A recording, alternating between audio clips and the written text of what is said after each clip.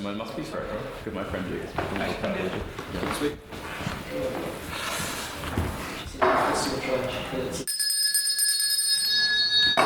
Members of the House, I welcome you to what is the third in our LitTalk series in conversation with Declan Lawn.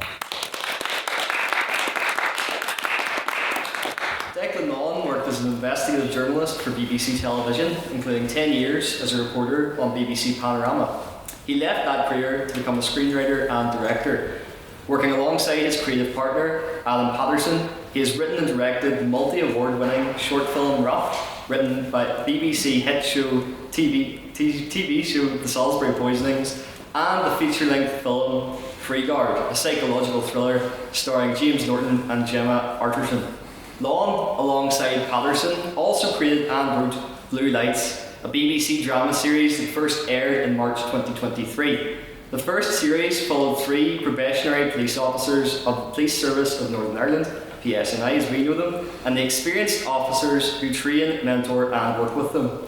The second followed the same characters a year later as they tried to quell a loyalist feud in the city. Both series received high critical praise and viewership. A third series aired in September 2025, and a fourth series, excitingly, has been commissioned by the BBC.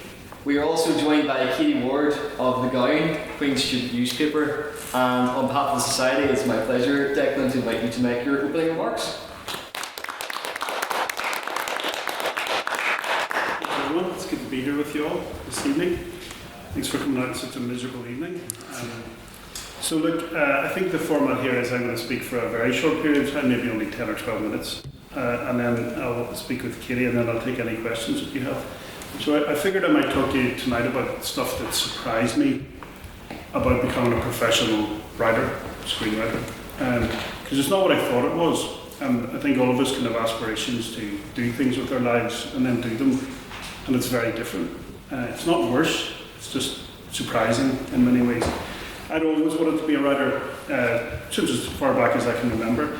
I never really did it though, or rather I did it a bit in primary school, wrote little plays, but for most of my life after secondary school on, it was something I kind of lacked a lot of confidence in. I might try and write a short story and think it was absolutely terrible. I think it was probably right, they probably were terrible. But it was a long time into my mid-30s before I started writing seriously, and there were a few reasons for that. One was my father died quite young. He was 57. It's given me a bit of a kick in the bum to think about if you want to do something in life, you should probably get on and do it. Secondly, I met someone who had a lot of creative aspirations in Panorama, where I was working, Alan Patterson, who wanted to be a drama director, and I wanted to be a writer, and we really hit it off. And we started writing short films together. And that period between us starting and us getting something commissioned was probably about eight and a half years. So a long time of kind of quite a lot of rejection, quite a lot of failure. But I'll go on to talk to you about this in a minute when I come to things that are surprising. So the first surprise, true stuff is better than made up stuff. I thought before I became a writer that I would sit in a garden shed and have a great feat of the imagination and just write the most amazing things. But what I've found time and again is that the things that people have always responded to in our work always are the things that really happened, or a version of them really happened, or somebody really said it. So every time I get kind of good reviews or accolades about Blue Lights and people talk to me about particular scenes that resonated with them, I say, well, you know, that's kind of true. I do recalibrate a lot of things that I put in the show. But essentially it's all stuff I've heard or been told, and people really respond to that. So authenticity in Blue Lights and everything I do is really important, and there are writers out there who can sit in their garden shed and dream up worlds, but I'm not one of them. In fact, I still consider myself at heart to be a journalist. So we have to be authentic about police procedure, we need to be authentic about our characters. I'll talk about that in a second, but how our characters would act, how they would respond in certain situations. We have to be authentic about dialogue as much as possible and try and get across the way we actually speak in Northern Ireland. And all of that it's quite a job. So it takes about 4 months to research one series, where I'll talk to maybe 25 police officers, some lawyers, victims of crime, anyone who is in any way involved in my idea. I'll talk to them a lot. And before we start to write the scripts, we have a bunch of box files with transcripts of interviews that we've gone through, just exactly like when we were panorama journalists. And we use those interviews to write the show. So, but the most important aspect of authenticity, I think, is, as a writer, you've got to feel it yourself. It's got to matter to you, like every scene, not just every season, but every single scene. You have to think on some level, this is important, even to the extent of when you're writing a sad scene or a tragic scene or a traumatic scene, ideally you want to be emotionally engaged with that scene. And I try and make sure that I always am. So if I'm writing a scene and I'm not really feeling any emotions about it, I can be 100% certain that the audience won't either. The second thing that surprised me is that actually all good writing is just character writing. So sometimes people talk about the plots and blue lights in terms of how incredibly complex they are and how everything folds back in on itself. Those of you who have watched the show, there's no spoiler here, I don't think, but a very important character, Jerry, dies at the end of season 1, and it's way too late for spoiler alerts. That was 3 years ago, so sorry. So Jerry dies, and I was talking to the actress who plays Jen the other day, and she said, oh, you know, if Jen hadn't been in that car with him, he'd still be alive. And I was like, actually, Jerry's dead because of a sexual assault in a pub. And she said, what are you talking about? She said, well, in season 1, there's a man who sexually assaults a young woman in a pub. The police are called. There's a fight afterwards. Jen gets a black eye. She goes home. She goes back to the station to get medical treatment. The inspector who she's having an affair with comes in to check on her. It becomes apparent to the sergeant that they're having an affair. The sergeant takes over the management of Jen and away from the inspector, sends Jen out the next day with Jerry. And I said, so actually, Hannah, it's because he's dead because of a dirty old man in a pub. And she's like, well, how do you make it that complex? And I was like, I never think about it. The only thing I think about ever is the character arcs. And so if you're ever going to become a writer, what you really need to do is create characters that you love and that you think about all the time, and that you're going to start them in a place at the start of the season, they're going to end somewhere else, and then it's just what stuff can happen to them to get them there.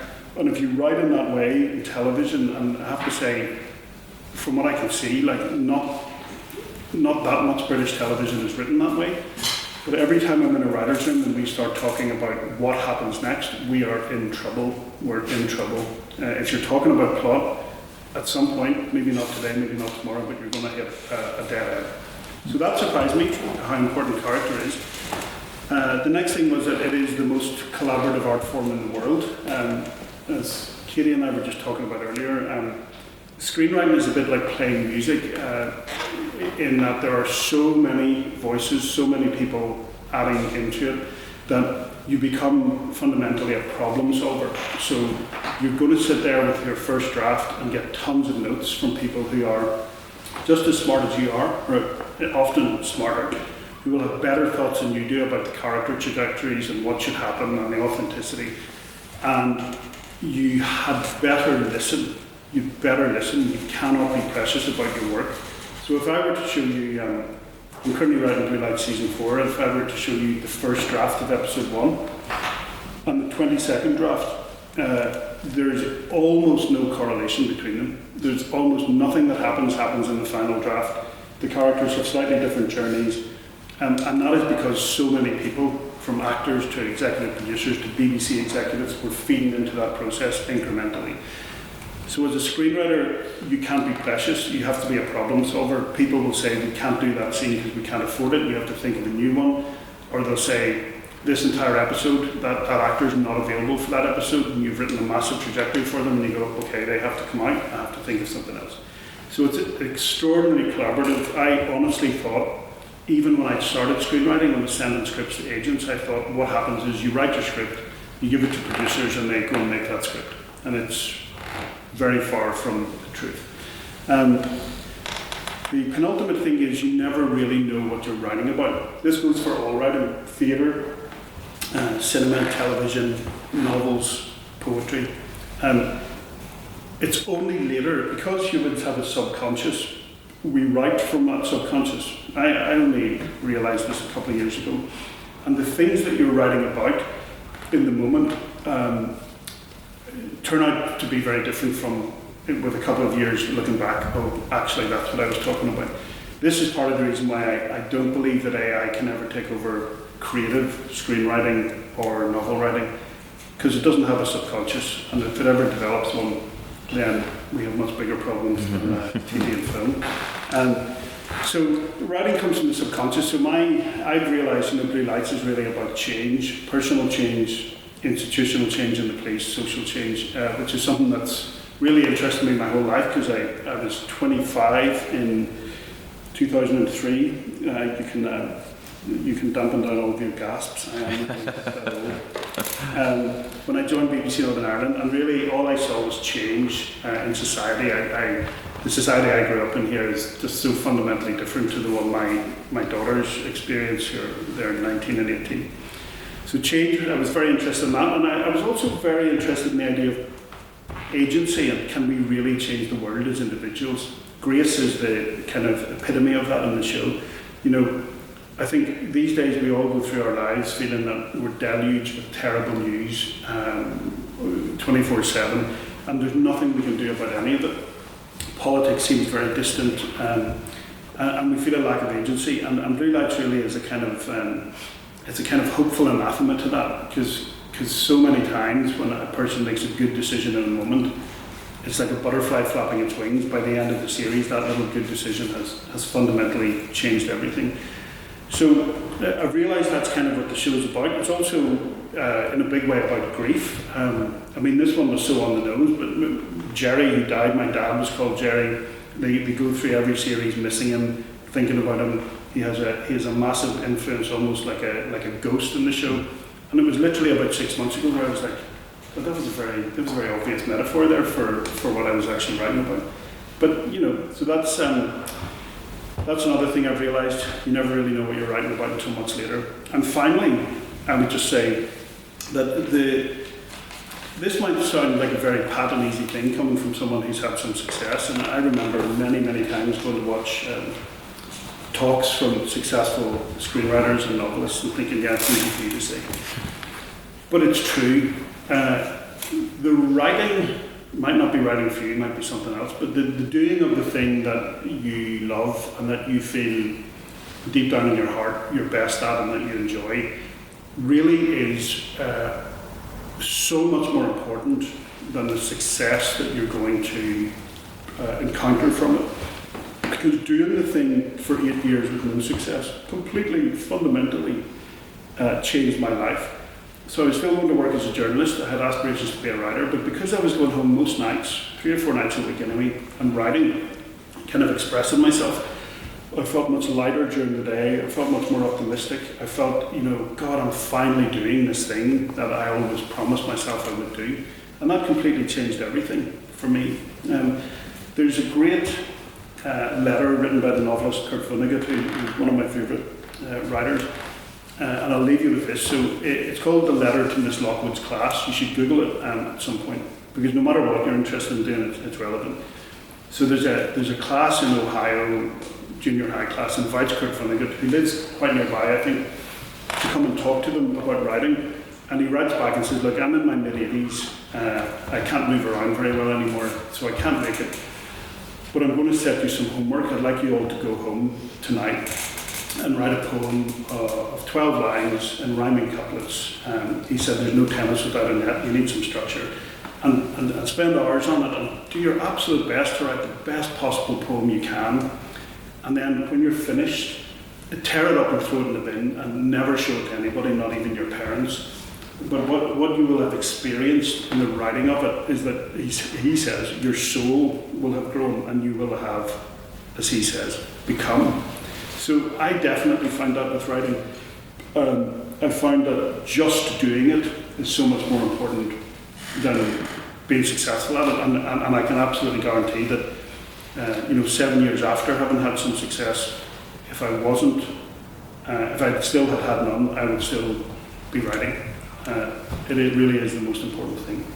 So that's probably a bit longer than 10 minutes, but Kaylee, you can do your worst or your best.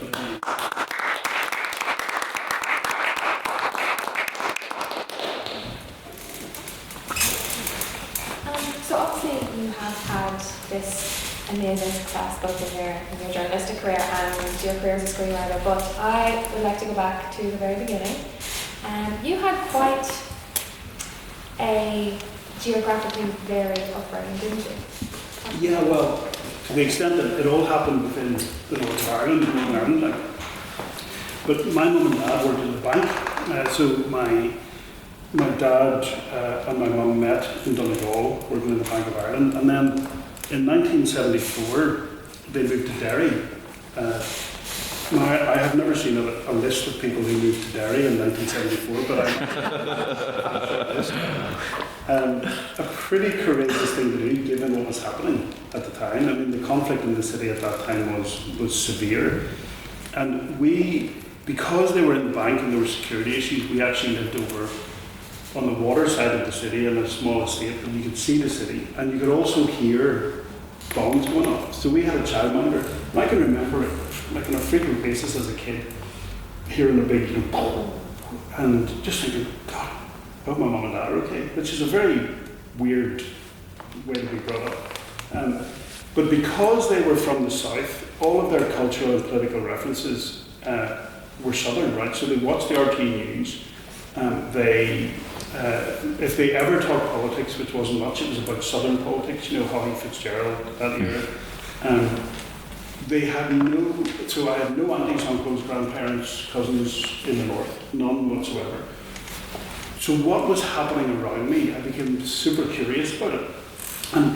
And what was really clear to me was that all the kids at school kind of acted like they knew what was going on, right? They'd be given their version of events about X, Y, and Z, and names I'd never heard, and Martin McGuinness and this and that and Jerry Adams, and I'd be like, I have no idea what. And I think probably looking back, you only understand yourself in retrospect, but I think that made me want to become a journalist. So I would, from whenever I could read, I would be devouring the Derry Journal and the Irish News and any paper I could get my hand on, going like, and that curiosity kind of stayed with me. So then we moved to Limavady for 5 years, then we moved to Ballymena for 7 years. Ballymena is super different to Derry. It was a very kind of unionist Protestant ethos and culture. So again, I had this sense of the fact that the world is really made up of like narratives. And I'm not saying, bullshit narratives. I mean, like steadfastly held, earnestly believed narratives, but that nonetheless you can be in one place and the overwhelming sensibility is one thing, and then you can go to another one and it's completely different. That interested me. I think it spurred me on to become a journalist. I'd probably never forgotten that as a writer. When I write nationalist and loyalist, I try not to judge anyone. So yeah, all of that led to me deciding I want to be a journalist, all right. But I had more courage about journalism than I did about writing. And do you think that courage came from that sort of education that you had growing up in all these different places, seeing these dichotomies? Yeah, I think journalism felt realistic, right? So I was a kid in, 1995, I was 18 doing my A-levels. I knew I wanted to do English, even though people in my school were saying do law, or I couldn't do medicine because of the A-levels. I chose more artsy, but they were saying do law, do accountancy, do something like that. I did hold firm in that one. I was like, no, I must do English. I just knew that because I loved reading, loved my English A-levels. But journalism felt kind of like a career or a profession, even to the people around me. That felt kind of solid and attainable. But I didn't know any writers. I mean, even when I was in my 30s, I didn't know any writers or drama directors or anybody in that world. And at that time, that world was essentially made up of kind of public school, upper class people in London who did the arts. It just wasn't I mean, the idea of being a writer was just, it was like saying I'm going to be an astronaut. In fact, I probably am going to be an astronaut. So yeah, the courage for journalism was just, it felt more achievable.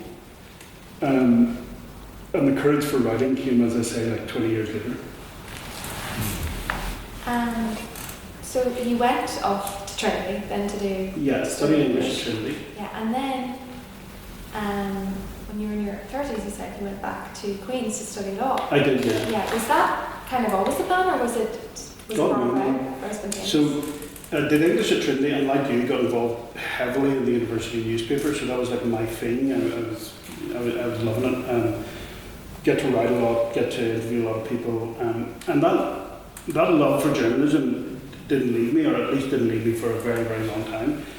Because what I got to do, so I did a couple of years as a freelancer in Dublin, and then I applied for a job as a BBC Spotlight investigative reporter in Belfast, a job for which I was not qualified, should never have applied for.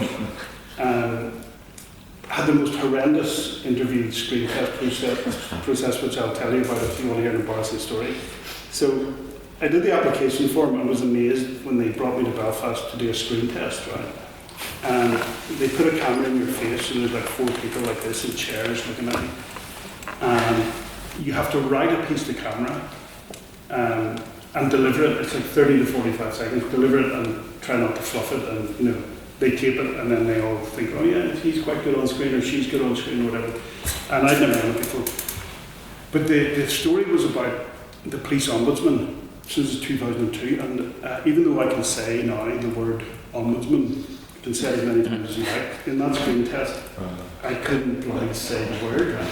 So every time I got to police ombudsman, I go, police ombudsman, police ombudsman, and I developed an anxiety thing about it, right? So every time I got to the word, I would fluff it, and they'd go, okay, start again. And then every time they said start again, I was like, no, I can't do it. Anyway, like 13 or 14 times, I'd do it. And Jeanette, who I went on to work with a lot, who was the producer running the thing, took me out into the corner and said, look, I'll tell you what, you know, like, you look at it on screen, you're confident, you could, like, just, next time you get to the word ombudsman, right, you're going to fluff it, but just continue. Don't stop. Just continue, and you know it's fine.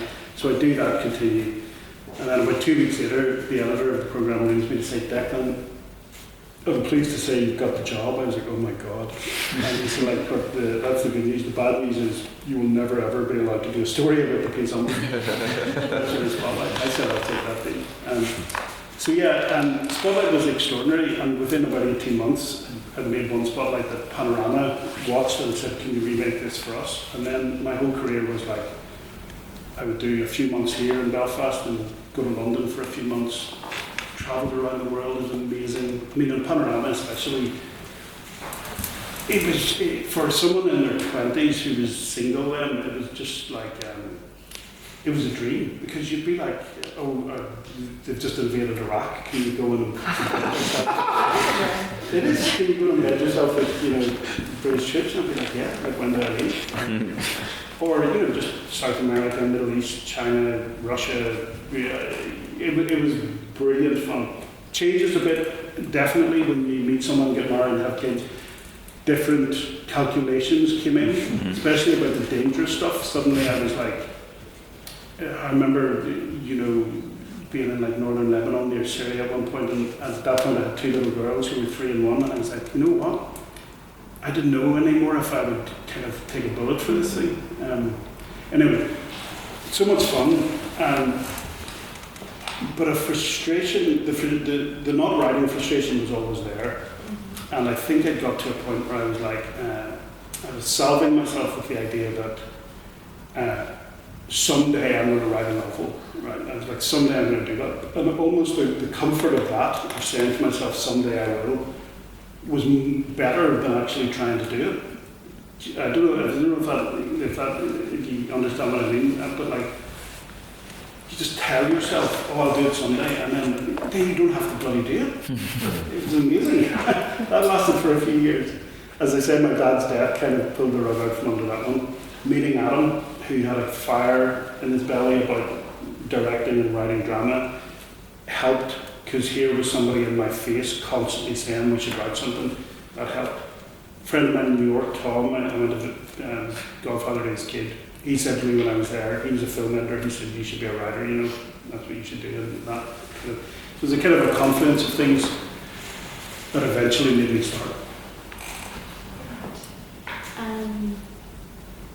So that background that you had then, mostly, this is my own curiosity as an English student, that background with your English degree and then the law degree.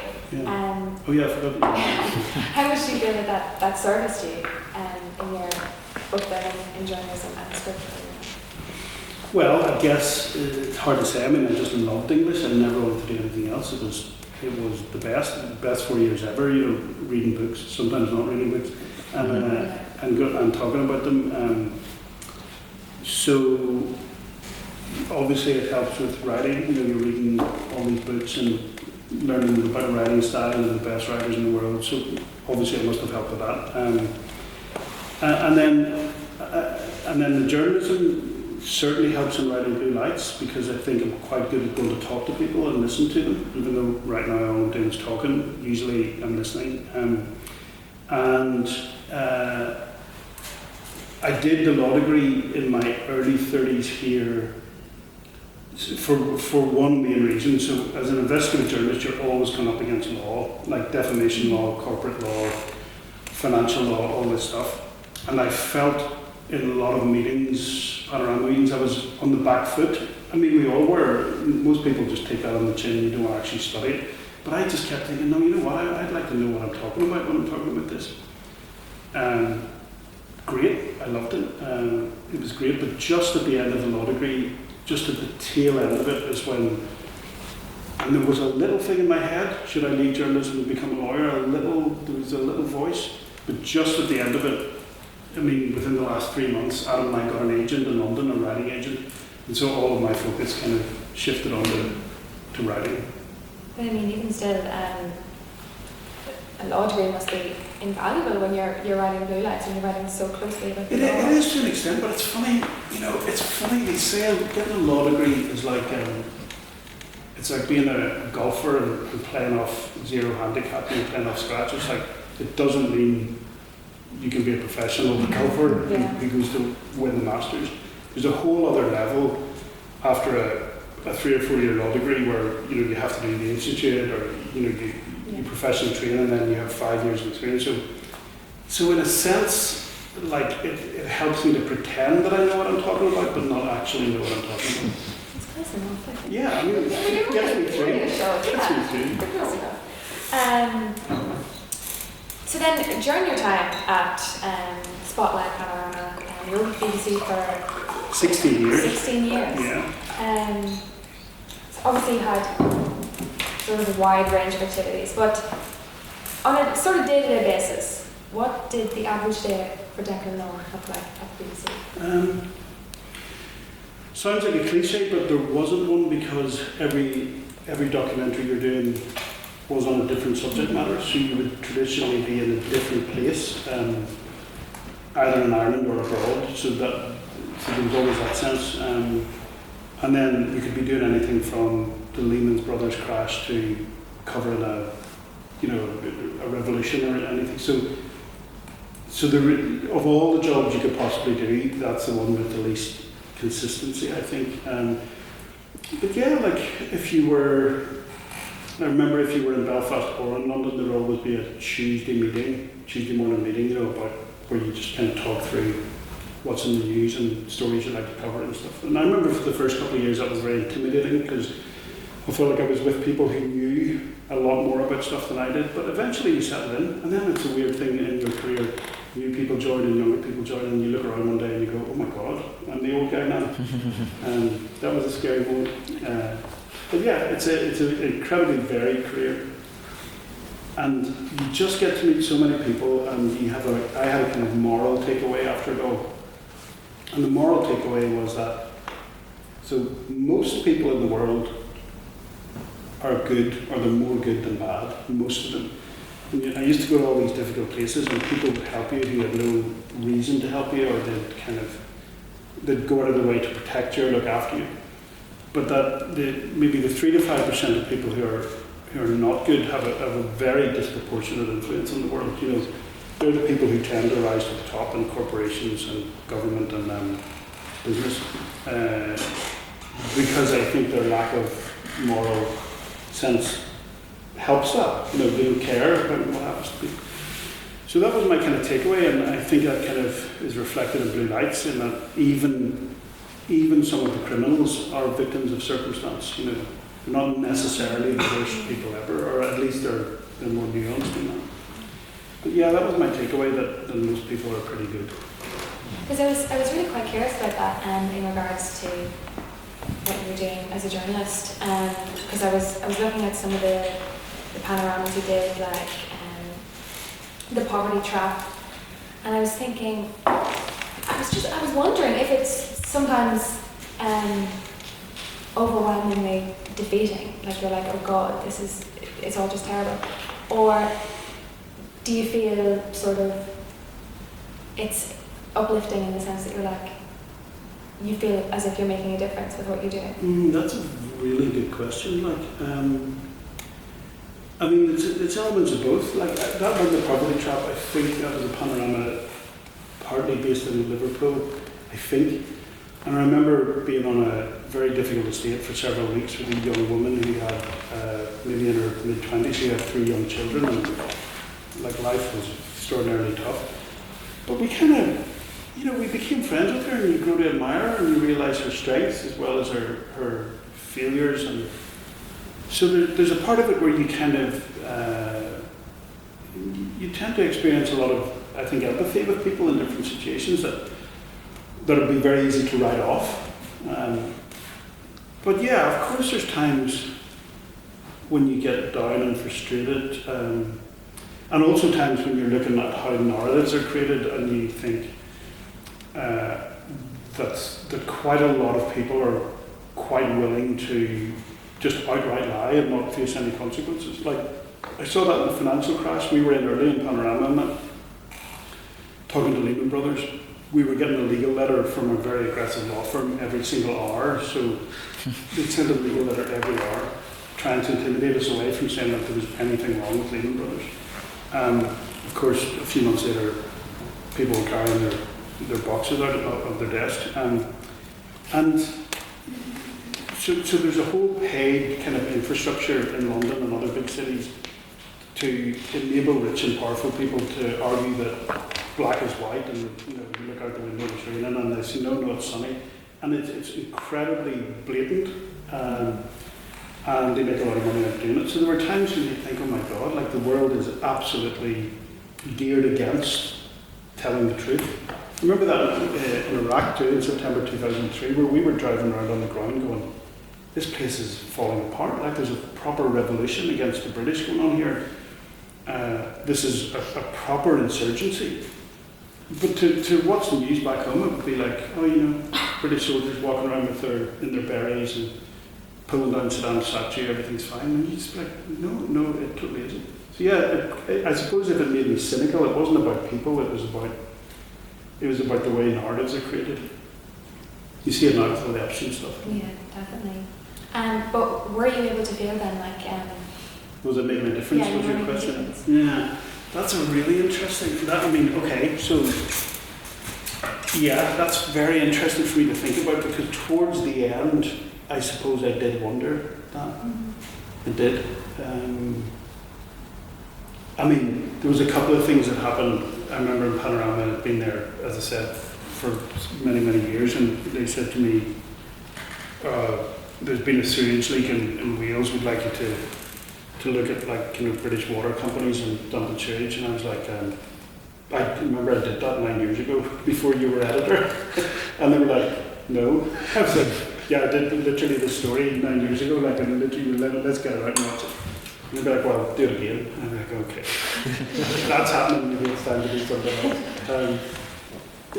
I don't know. I think, can journalism make a difference is a massive question that cuts to the heart of where we are at now. Oversaturation of information, a shameless society, those law firms and PR firms I was talking to you about. 15 years ago, if Panorama had done an expose on you, they would have had a completely different approach to what they would have been sending letters, putting you up for interview, trying to rehabilitate you. Now they just ignore the show, and the news cycle moves so quickly that you're on to the next thing, and people literally forget. So, like, say, I was smiling to myself yesterday when I heard that Angela Rayner was in the running to become Prime Minister. And I was like, she hasn't even settled her affairs with HMRC, right? She resigned because of a financial scandal that was a resigning matter. And it feels like that happened like last Tuesday. And now we're in a situation where I don't think it's going to happen. I think we're still just about clinging on, where people are talking about her as Prime Minister as if that doesn't matter. And that is a particular facet of our news cycle in society at the moment.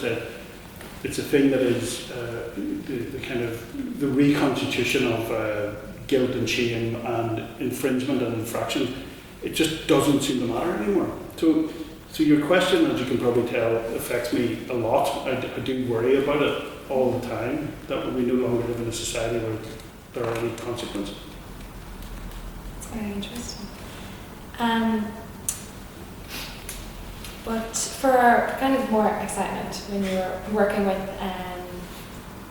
Panorama Spotlight, you were talking about being in Iraq, even there was a panorama you did where you were infiltrating criminal gangs for the car insurance swindle. Oh yeah. God, you really have done that. Even I don't remember all that.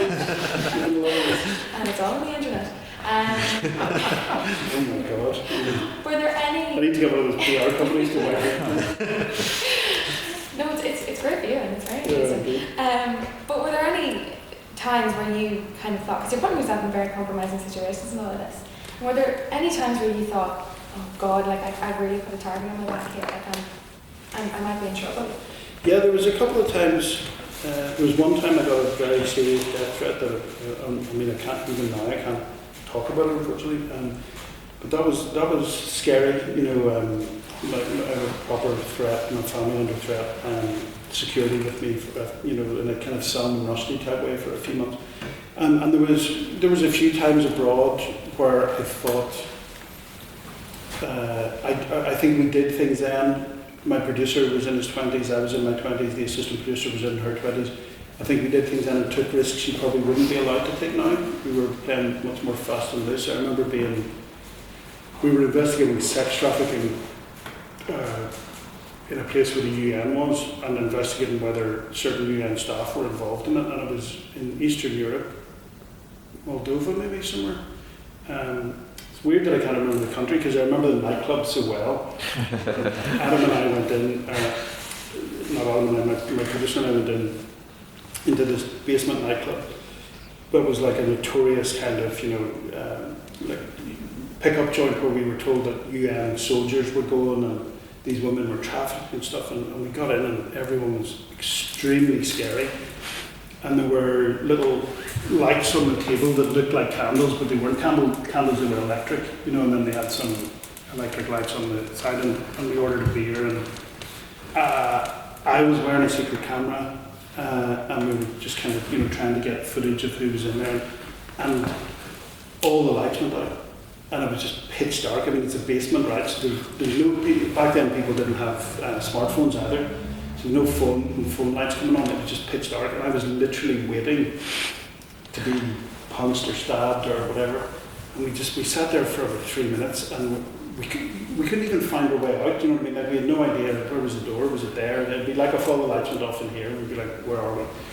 And then they came back on. It was just a power cut. And I remember we left immediately, and I remember saying to the producer, like, this feels, this is like too much what we're up to here. But yeah, there was loads of times like that. But great. I mean, you got paid to do things and be places and see things that like you would never, places you'd never pay to go to. You'd never be a tourist in unless you're a crazy tourist. But it was great. It was all experience, And I sometimes I think back, what if I'd started writing creatively in my early 20s? And I genuinely think I maybe wouldn't have been as good at it because I kind of needed all that stuff to happen to kind of think eventually, oh, maybe I have something to say. Well, I think that's certainly a lot more experience than most people have before they start writing. That happens too. I remember Stephen King talking about that. Yeah. Well, he is a good writer. But has he ever been? He does a lot more money than me, actually. Started earlier. Has he ever been in the basement in a blackout? No, I wouldn't want to guess. Or were there any times then, sort of on the other side of that, where you thought, oh my god, I got something, like I really uncovered something here? Yeah, there were a few, I did a spotlight about trafficking of illegal workers into Northern Ireland, people who didn't have the right to work, but when they got here, the whole thing was a scam. You know, they'd be told, we've got jobs for you, it's well paid, we've got nice accommodation, and they get here, be living in a rusty, leaky caravan. They'd get paid maybe £1 an hour, maybe if they were lucky, they'd have their passport taken off them. So that felt, when that came out, it had quite a big, there was quite a big consequence of that, and the police were involved, and that felt like, sometimes when you're a journalist, you're always wondering about the other side too. Is like, have I hurt these people by exposing this? But ultimately, you have to think, no. I mean, they were also like super miserable. That this was not the life they'd been promised. So that, as I said, the financial crash thing, where we kind of, I think Panorama about a year before the subprime crisis, we did a show about subprime mortgages, which I'm proud of. Had everybody lie to our face, telling us there was nothing to worry about. That was good fun. So yeah, there's a few that I look back on. We did quite a fun one, but it was serious for the BBC, but about all the BBC competitions that had been rigged, BBC, ITV, and Channel 4, on the breakfast shows and stuff. So people would be caught. So this seemed quite lighthearted, but there was a massive furore about it, like massive. So yeah, we just started digging into TV competitions, and if you ring in and you spend like £2 ringing in, do you actually have a chance of winning? And we found out that loads of people there wasn't even I always wondered that. Yeah. There's no way. Yeah. So that was fun. I mean, we actually had fun making that one, even though nobody died in that, so we could afford to have a bit more fun making it. But yeah, there was a few that I look back on that I really enjoyed. But you seem to know more about them than me, so you must tell me later which ones I know. So then, that's shift away from the BBC to writing. You've talked about a bit about what sort of inspired that. What does that process look like when you're trying to break into? So it was an 8-year transition, as I said, 7 or 8 years. So first of all, Adam and I sat down and wrote a script for a short film based on a young man that he knew and had been doing a photo essay on. So he brought me to meet him, and this young man had been the subject of several punishment attacks, beatings, because he was dealing drugs. And we initially thought we'd like to make a documentary about him, but he was still committing so much crime at the time that we were like, we can't follow this guy because we're going to be filming drug dealing and all sorts of madness. So we wrote that as a short. That was where it all started, and then we kind of got the bug for it. And we started thinking about other things we could write, and we started writing. So we would meet together in Adam's flat on certain, maybe a couple of nights a week, and plot out ideas. I would usually go off and write the script because I'm more into that. He's more into directing and visual stuff. But yeah, that went on for a very long time, and we had all these scripts that we'd written, and we were getting, I think, incrementally better. The first one was not good, and then you keep going, get a bit better, read some books, go to screenwriting courses, and then eventually, the industry has so many ups and downs, but eventually we got an agent through various nefarious means where we had to tell a couple of lies. I'll tell you the lies before. So Adam and I had a script that we were finally happy with, and there was a guy, a great writer-director, who's a friend of mine now, called Peter Kuzminski, who's done a lot of great, like Wolf Hall, State. The Undeclared War, lots of great shows. And he was the only person I knew in the world of drama, and I knew him 5 years previously.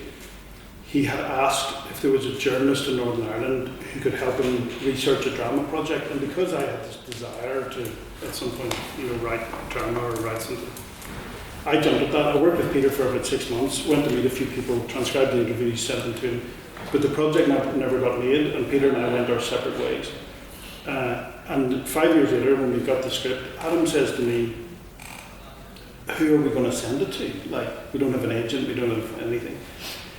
So I said, I worked with this guy 5 years ago, and I've still got his email address, this guy Peter Kaczynski, so we'll Google him. He's like, let's send it to him. Adam was saying, let's send it to him. I was like, there's too much. But I sent it to Peter, and Peter got back to say, Declan, I remember you well, thanks so much for sending this. Unfortunately, I'm in the middle of production, and I get sent quite a lot of scripts on. I kind of have a rule, I can't do it. I just can't read all the scripts that come in. I have to have the same rule for everyone. He said, but maybe send it to my agent, Anthony, at United Agents, Anthony Jones. Maybe send it to him. He might read it someday. So Adam and I lied and sent it to Anthony with a covering letter, a hard copy to Anthony, hoping that Peter wouldn't speak to him, saying, Dear Anthony, Peter thinks you really need to read our script. And Anthony didn't ring Peter, he just read it, and he typed it, right? And then he rang Peter, and Peter was obviously probably going, that's not what I said. But then he said it to Peter, who did read it, because Anthony liked it. And then Peter rang to say, this is really good, and we produced that with Peter for 2 or 3 years, and developed it with Peter for 2 or 3 years. Again, that never went anywhere. I mean, I can give you such a long list of stuff that we did that never got greenlit. But yeah, you always have to use a bit of hustle and a bit of security now and again to get through the door. But that's what got us an agent. Anthony, he didn't become an agent, but another agent from United, so that helped. So yeah, I've slightly lost my train of thought, but there was a lot. Those were very fun years when we were making slow incremental progress. But as I said in my talk, the fact that I was just writing was like, that changed everything. Suddenly I felt like, like I'm kind of doing a thing, making something. It was totally changed my outlook on the world. And then how did Blue Lights come about? So Blue Lights, so there was a little train of events where Adam and I, at a certain point after you become an agent, you get an agent. Soon, at some point after that, if you're lucky, you get to be a writer's room writer. So shows are being made. They bring you into the room. You help develop the story, and if you're good and if they really like you, you get a script. They give you a script. And so Adam and I was working as a journalist still. I transferred back to Belfast at this time, just because of the kids. So I was in Belfast working in radio. And we got a call from our agent to say they want you guys to work on a show called McMafia 2. McMafia 1 had been a big hit, big success, and they wanted you to come into the writer's room. So Adam and I were like dancing around, cracking up the champagne, going, we've done it, we've made it. Like, this is it, we're going to write, we're going to be writers in McMafia 2. And I remember I went into work and resigned, said, I'm going to be a writer. And I remember my boss looking at me going, are you out of your mind? Like you're presenting Good Morning Ulster, like, are you nuts? And I was like, no, I've got an opportunity, it's all there. So we go and do McMafia 2 over the summer, right? Leave work. It was slightly different for Adam because he was freelance, so he just stopped taking jobs. But I left my staff job. What an idiot. And in September, I got a call. I was out walking the dog. I was waiting on them to get back to me about a script, and they said, Declan, really bad news. Some funding has collapsed and the show's not going to happen. And I was like, oh my God. Like, this one opportunity that we had nothing else on the horizon went away. And I was like, I mean, that was a real low point, maybe my lowest professional point in my life. I had about 7 weeks of walking around going, I mean, this close to ringing the BBC back. And bending me going, can I come back please? Yeah. I mean, so close. And then out of the blue, you get a call from a guy who we met at a meeting, Toby Bruce, from Dancing Lead. She said, we've got a bit of development money. There's been this poisoning in Salisbury, Sergei Skripal.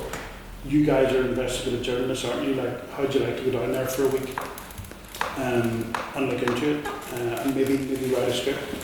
So we were like, we grasped that opportunity with both hands. I mean, we were in Salisbury 2 days later, and we were there for 4 months, and at the end of it, we worked so hard to find a story there, and because it was our only, like literally our only chance to kind of earn money and stay alive.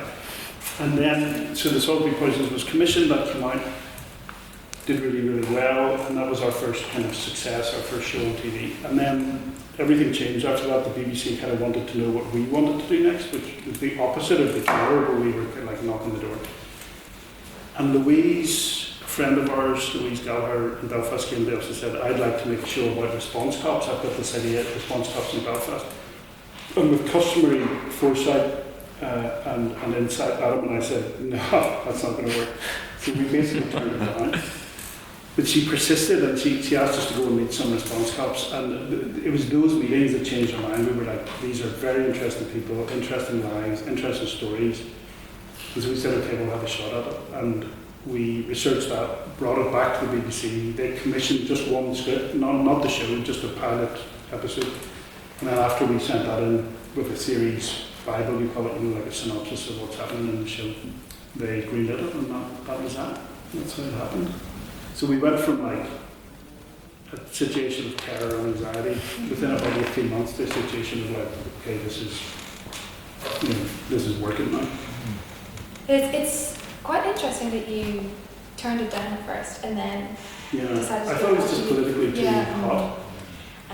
But then you changed your mind after you met. After I met the people, which kind of goes back to what I was talking about research and authenticity. And Adam and I, after Salisbury, we could have gone and done something set in the past or set in England or set somewhere else. We had the opportunity, but we were like, God, how often do you get a chance to tell a story about your own city in your own time? Like, never. So we just thought we should be courageous and do it, and I'm obviously incredibly glad we did.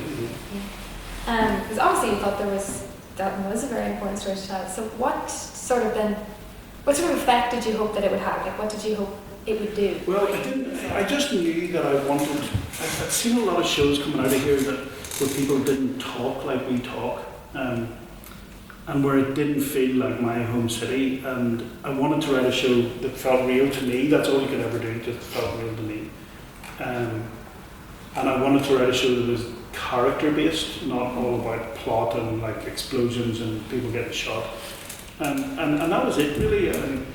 And when we were making it, even in the edit, we were quite moved by some scenes. We thought some performances were brilliant, but we had no idea how it would go down.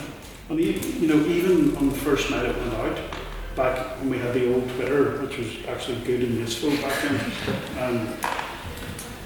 you could always get a sense of the show, of what people thought of it by just going on Twitter. And I remember the first episode was going out.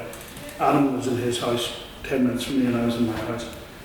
And I remember going on Twitter, and there was only like 6 tweets, and all of them were like, "This is a pile of shit." And I was like, "Oh no, it hasn't worked." And I remember ringing Adam going, "Dude, we had a good swing at it, it just didn't work. What we wanted to do, it didn't work." And he was like, "Yeah, should we go to the pub?" And I was like, "Yeah, sure." So we went to the Declan Lawn. This is about 9:20 to 9. The show was going out from 9 till 10. We lived so close to the pub that we were both there in 5 minutes.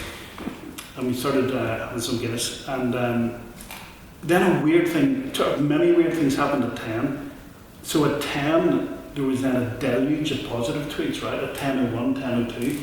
And I was like, holy shit, it's because they were watching it. That's why they didn't tweet about it, right? That's good, right? They were so invested. I know. I was like, that's amazing. Like, people were watching it instead of double screening. And then the other thing that happened was 2 reviews dropped within 3 minutes. One The Guardian and one The Telegraph, both 5 stars, both saying this is brilliant. And we were like, oh my God. So like 40 minutes earlier, we were basically going, what do we do next? Suddenly going, we know what we're going to do next, it's more of this. It was mad, crazy. That's brilliant. Yeah, checking out was a good place for that. And every year since, on the day the first episode was out, we go there at 9:25, 9:30 p.m. and have a pint. So we're superstitious. Yeah. And is it the same sort of nerves every time, or have you got more confident? More confident in the writing, but the same nerves when it's going out. Absolutely the same. You know, what are people going to think? That hasn't changed a bit. But in writing it, you get more confident because you're like, I know what I like. I know what I know what the actors are like. And so. Yeah. And then when you are writing it, you're not writing for yourself. You are writing with Adam. So what does that look like when you're writing a show with somebody else? So we storyline it together using post-it notes on walls and character arcs, research it together. When it comes to write the draft, like the actual draft, I do it because I like doing it and I think it's kind of what I'm good at. And then he will come at it from the point of view of visuals, how it looks, how it feels, where the camera is. So he will give loads of notes about like.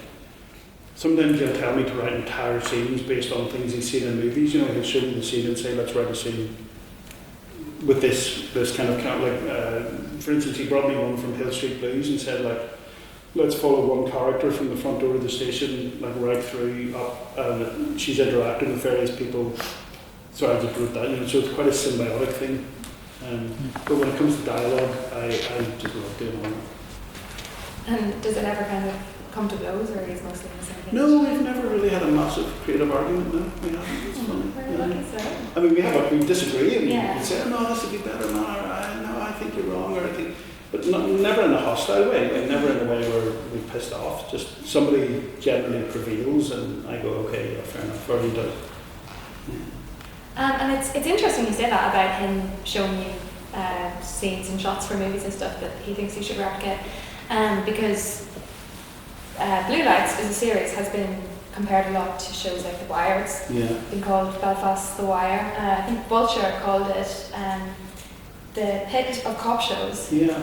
Does that affect you then when you're writing in a negative or positive way? Like, do you think, God, I have to live up to this? Yeah, it does. I mean, you feel like it's very weird when you read headlines like, you know, Belfast Answer to the Wire, because that is one of the greatest shows of all time. And there's many reasons why, like, I don't think we are that, how can I put this right? I do think Blue Lights is really good, but the Wire is just such a total classic that I do squirm a little bit when people say, oh, The Wire, oh, no, because, you know, we have 6 episodes a season, we have a much lower budget.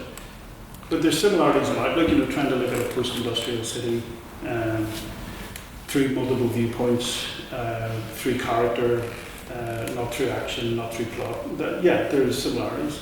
But yeah, it does make me like a bit uncomfortable because it's one of the greatest shows of all time. I haven't seen The Pit because I don't think you can still get it here. Or I don't think you can get it here yet. But it's amazing. Some of the reviews have been lovely. And you have said before that the reason for success, you think, is the fact that it's such a character-driven show rather than a plot-driven show. And actor-driven. Because the chemistry between the characters is just fantastic. Like the romantic relationships, the working relationships. Yeah. Was that chemistry something that was important to you, that you were looking at for why you were casting the show? We didn't do a chemistry test for Stevie and Grace. The first time they met each other was, you know, in prep when they were getting their costumes. But the chemistry is great. But the season 1 director, Gilles Barnier, was brilliant at casting. He was superb at that. And then I actually did quite a lot of rewriting of those first scripts based on the actors that we cast. You know, so Stevie was initially supposed to be a big, brash, macho, tough, athletic guy with no emotional intelligence whatsoever. And it was more of a classic, you know, dynamic between those two. You know, she had emotional intelligence, he had none, so to get a bit of comedy out of it. But then Marty McCann came into audition and he played it really low and kind of hurt and kind of thoughtful. And Gilles, the French director, called me in to watch the tape and he was like, I won't try to do his accent.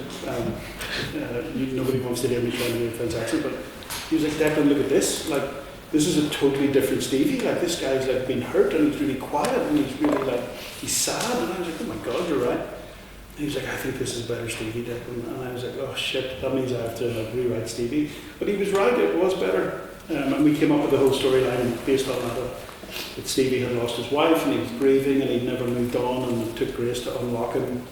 That all came after the audition, and we just rewrote it all according to Marty's performance. We do that quite a lot, where the actors change the character a lot. That's brilliant. And are you quite involved with the casting process then? Is that something that... Yeah, I mean, one of like 6 people would be across it, But even in, I think it's season 3, when Annie says that she's found her clubmates, the people that will carry her coffin. You really get that from the show. You really feel like this is a group of people who truly do love each other. And do you find that sort of... Well, that comes from, I said about the research, so the police let us go out with them in the back of cars on calls, for a night shift and stuff. And the thing that really sings through to me is there's very much a them against the world. There's a big solidarity thing, which does, in my experience, transcend any kind of Catholic Protestant or race or nationality thing. I met Polish officers and black officers, Catholic Protestant. The thing that I overwhelmingly took away from actually being with them was their sense of themselves as a kind of gang against the world. And I wanted to reflect that in season 3 and try and reflect it every season. But yeah, I mean, those ride-alongs are very instructive. You soak up the atmosphere, the way they talk, the anxiety. I've just had so many funny things happen. Like I was with a couple of cops who were youngish, like 24, 25, and they were fit guys, but they were kind of, like runner fit. They were kind of very slim and thin, and we got called to this nightclub where a guy had been ejected for not quite fighting, but being aggressive. And he was outside shouting at the bouncers, and he was massive. He was like 6'4", bodybuilder, like huge. And my 2 guys get out of the car, and I get out of the car and literally walk 6 meters. Good luck, fellas. And one of the guys goes up to him and says, just listen to me for a minute. Listen, look, I just called backup, and there's like 4 cars are going to be here in like 90 seconds, 2 minutes, and it's going to be a horrible fight. You're probably going to beat the shit out of a few of us, but like eventually we'll get you wrestled to the ground and we'll put you in the back of a van and you'll spend the night in custody, and you wake up there tomorrow and you'll be like, what have I done? He's like, so there's literally a taxi sitting there, and he's like, this is a big choice in your life right now. You're going to feel a lot better tomorrow if you get in the taxi and go home. And suddenly something about the way that he said it, which was quite gentle and collegiate and thoughtful, the guy, all of the bristling energy kind of went out of him, and he was just like, oh. And he got in the taxi and I was like, how long would it have taken backup? And he was like, there is no backup. I made it up, right? I said, but what would you have done if he called you on it? He said, I don't know, we would have had to like think of something else. So they're on the edge all the time. Going out with them is so much fun. I remember for season 1 when I did it, before the show got out, so nobody's ever heard of the show. A woman had been knocked down in the city centre like midnight, and 3 young men had called the police, and they were there, and I jumped out of the back of the car, and at that point I still played hurling for St. Bridget's, and there were 3 of my hurling boys. Jackie, I didn't know you were a peeler. I was like, I'm not a peeler, and they're like, don't bullshit us, you just got out of the back of a police car and ran over here with the police. And I was like, no, it will become clear, lads, that why I'm here in about 6 months. And so, yeah. That's fantastic. Obviously you have, even from your career with the BBC, and all this clearly extensive research you've done, you've a lot of real life experience to fill up the script. But how do you decide what of the realness remains and what has to get dramatised? Okay, look, that's our central creative dilemma, drama versus authenticity. So when cops watch Blue Lights, they often say the same thing, which is, it's as close as you'll get to the real thing, but it's not the real thing, because the stuff that happens to that small section, we usually do it so that every series takes place a year after the previous series, right? And you join them for a week to 10 days. So everybody has changed a year's worth in the interim. But in that week to 10 days, like all sorts of mad stuff happens, you know, like dissident attacks and shootings and fires. And so obviously in real life, you have much, you know, those things happen, but they're much more spaced out. And then also just, you know, sometimes police will call you on tiny procedural things going on. No, they wouldn't allow her to go to that if she'd already been to this. So for the sake of drama, at times you have to just override the police advisor and say, I'm sorry, but like, you know, I need to bend the rules here. So yeah, but drama versus authenticity is kind of everything. And what we want to avoid is having some kind of dynamic where you're constantly trying to up the ante from last season in terms of, you know, shootouts or murders or explosions. Because if you go down that route, you end up with a thing that just nobody believes. You know, so you need action, you need drama, but you can't go too far down the line of, you know, a mad gunman runs into the police station and starts shooting people, because that's not real. Like everything that happens in Blue Lights has happened. So every incident or a version of it has happened, like literally everything. So that's our rule of thumb, is that, has that happened before? Yeah. Has a police officer found a bomb under the car? Yeah, that happened 6 months ago. You know, have the HMSU had to intercept the car? Yeah, that happened in 2 years. You know, so all of that, it has to be happened.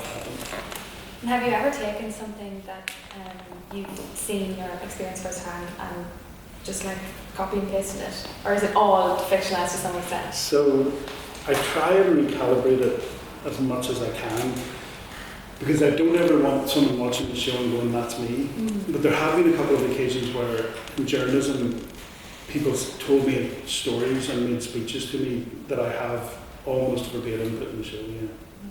And I keep waiting for a knock on the door from them going, can I have my 10%? I'd happily give them 10%. But yeah, there's a lot of real life stuff in it that... sorry, I'm just conscious of time, folks. Yeah. Could we have one question more? Yeah. And then maybe open up to the audience if that's Sure. Well, I want to ask you about the BAFTA. Congratulations. Oh, thank you. BAFTA, that's huge. And that was for a season 2 best drama series. And what was that like? And how was that? Yeah, it was very odd. I mean, you know, I didn't think, none of us thought we would win. I think we thought Wolf Hall would win. Incidentally directed by Peter Kuzminski, who was the guy that I bent the truth with. So, yeah, I mean, I know it's a cliche and everybody says this, but genuinely, we were very happy to be there and be nominated. And when they called our name out, it was like a proper shock.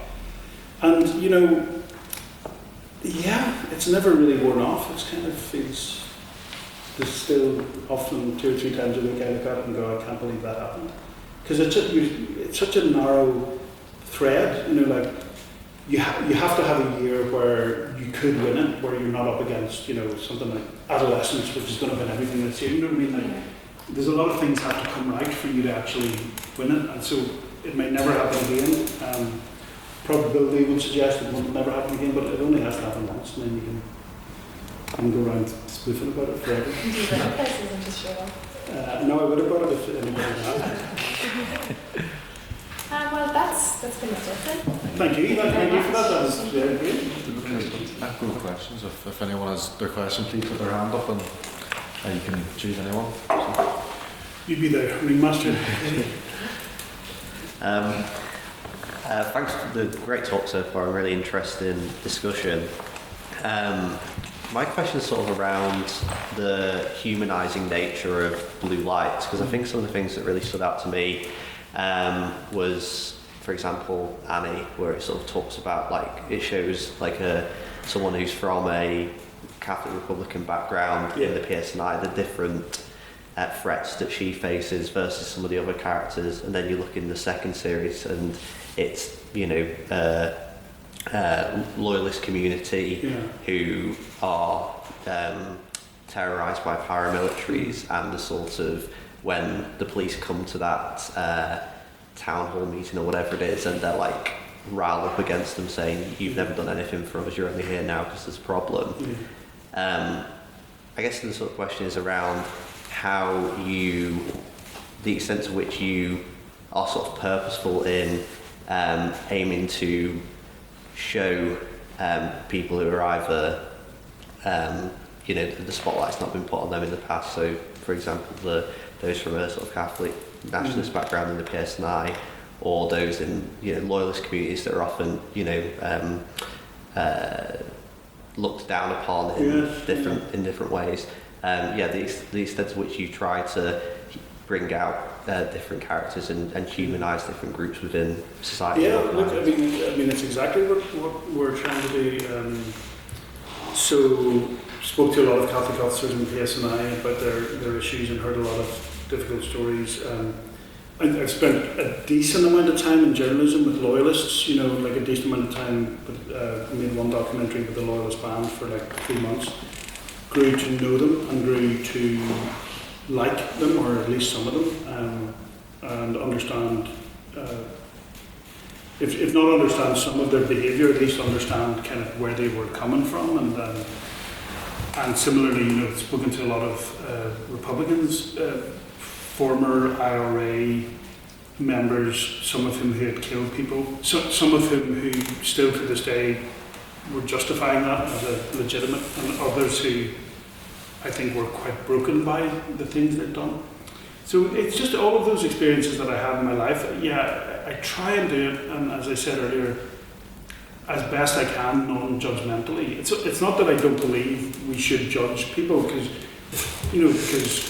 sometimes people who have done and are doing heinous things need to be judged, but it's more a sense of like, there are many ways of looking at the world, many narratives, and there's many, I think, like earnest, good and decent people from all over the place, and that's also why it was important in season 3 to show a bit of South Belfast and the kind of professional apparatus around organised crime, people who think they're beyond the law, as many of them do.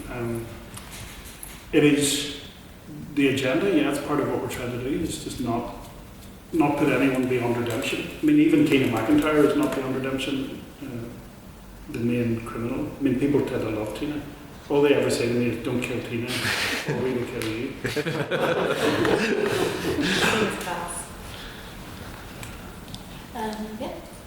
Is there anything that might have surprised you about the precautions that police take in their daily lives, or anything on duty that you might not have expected about the job? I think we're probably all familiar with the off-duty stuff, the securitisation of houses and homes, and the way a lot of them don't tell extended family and friends what it is they do, even today. And things are improving, but I think on duty when I was with them, for me it always depended, their mood always depended on physically where they were. So you could be at a filling station on the Lisburn Road, or a shop on Lisburn Road, and everyone's chill and they're going in to buy their sausage roll and it's all good. But you'd be in certain areas of Belfast and there would be a real, you just feel their tension rising, and especially if they were in a car on their own.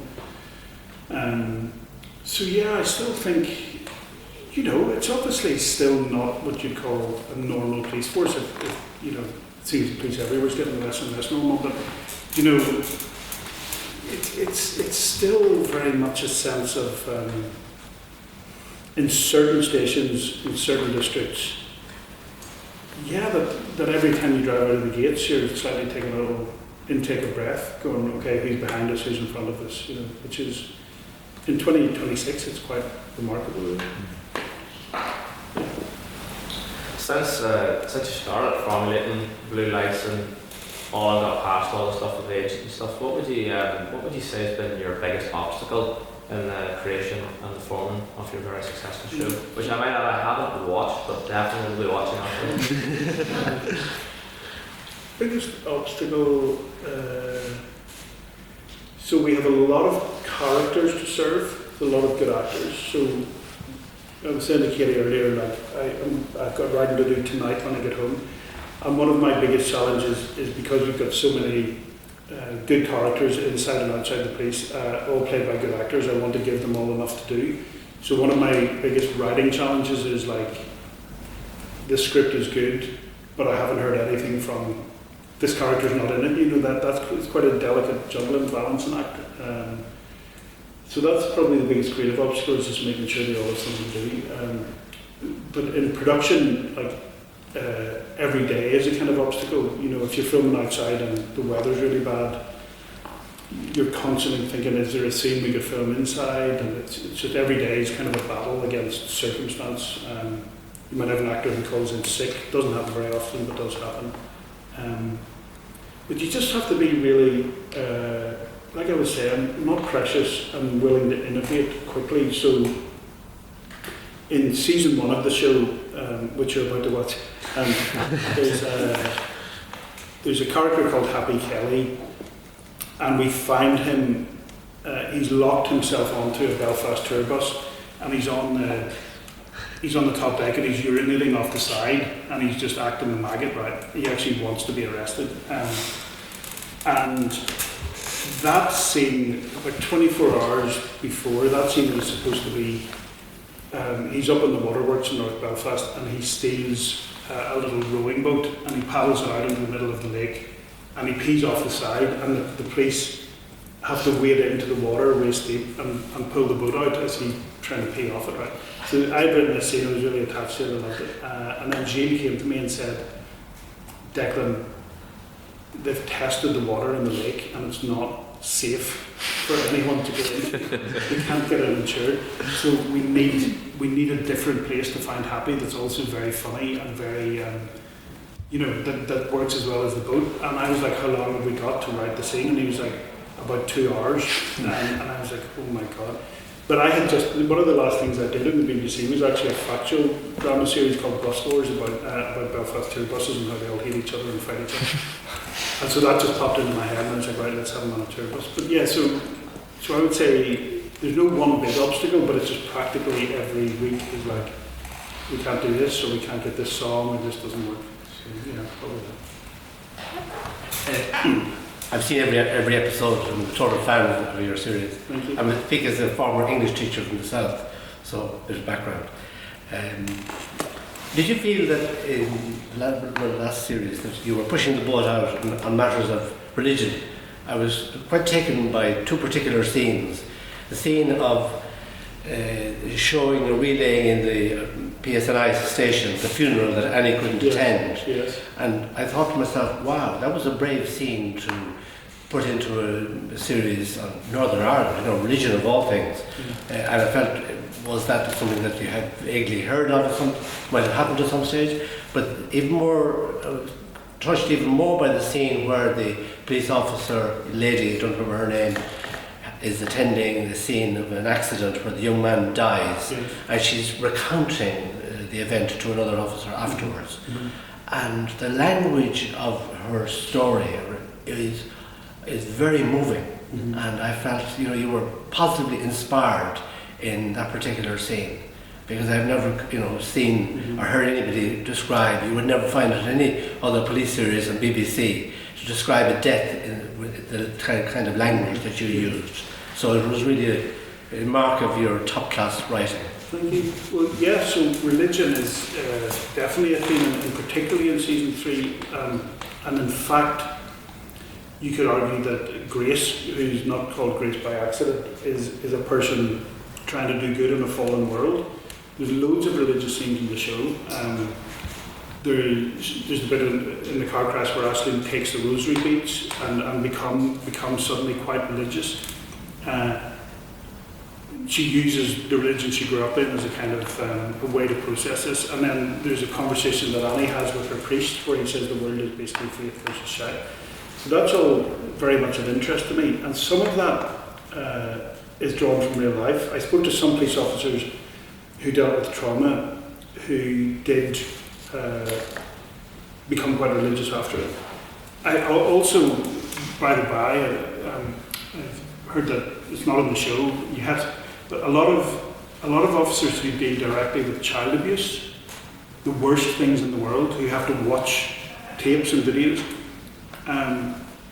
interestingly, are quite religious people.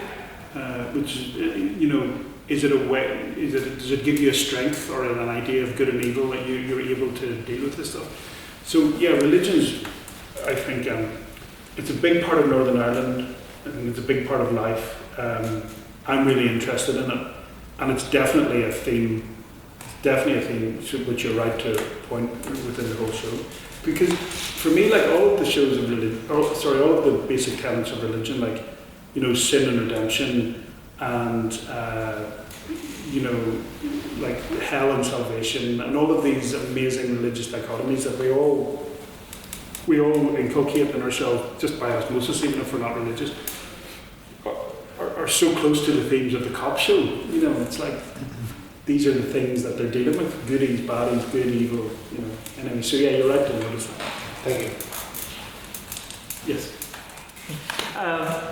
You said earlier about how you think it's more important to focus on character arcs than the plot. 100%. Oh, that's good I could speak about that for a long time, but I won't. When thinking about the series overall, and obviously don't want to tell you any specifics or hard commitments, but do you think of it more in terms of you'll keep writing it as long as people are watching it and enjoying it because there's always more stories to tell with these characters and more characters to meet, or do you have a sense of where you're at in their arcs and, you know, there'll be X number of seasons and you're done? Well, so that's a great question, a really great question. So I don't want to make a single more series than I have creative juice in the tank for, right? I would so much rather turn my back on the world and the show and, you know, any benefits of it, and be able to look back in 10 or 15 years and go, that was exactly what I wanted it to be. And I do know a few shows that have gone on for too long, and, you know, once you get into the business of television, there are reasons and rationale to go, let's just keep doing it. Especially these days when, you know, there's not that many shows out there that are working. But no, I definitely do feel so because season 3 and season 4 were commissioned together, there's a sense that season 4 follows on from 3, and also that quite a lot of those arcs are resolved by the end of 4 that I'm writing, finishing now. So I do have a decision on my hands, and so does Adam, about how long we keep going for. Because I never ever want to go into a series and go, oh, this is a trial to write now, or this is at some point, and I won't say exactly when, we're definitely going to say that's enough for us, that's enough. Now, it's an interesting thing though. Let's say we stop doing it, could the show continue under a new showrunner with new ideas and invigorate it, or a spin-off, you know, you follow 2 characters, or you go to a different station, right? I think it probably could, but I really, really want to. All my favourite shows ended at a point where they were still great, and that's about as much as I'll say on it right now. Another quick one. Is there another screenwriter alive and working today that you would love to collaborate with on a future project? Oh, collaborate with? Oh, that's interesting. That's slightly different to who do it. Obviously, I like, you know, David Simon, and I like Vince Gilligan, and in films, my favourite director is, you know, Denis Villeneuve. The Arrival is my favourite film. Would you collaborate with them? I think that's a different question, because I think it rarely works where two writers who have done different things would come together and collaborate. Like Adam and I can do it because we've come up together. I admire them all, but if Denis Villeneuve wanted to produce a director's script of mine, I probably wouldn't say no. Thank you. And thank you all for coming. I appreciate it. Thank you.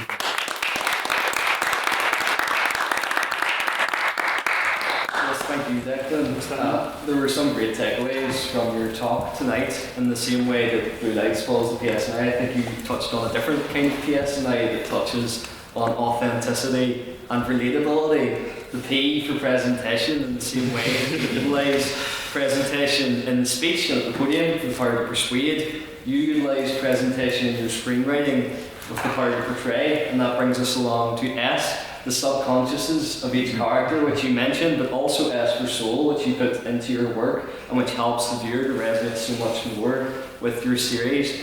Then those subconsciouses, which are influenced by the religious, the political, the historical and the cultural context of Northern Ireland, converge to create the narrative, which is incredibly strong and important. And finally, I, for innovation, how you're going to present these things in order to relate to the audience and to show that authenticity, and for embodying all those characteristics and touching upon that for us tonight. It is my pleasure to present to you a pin badge on behalf of the Society. Appreciate it.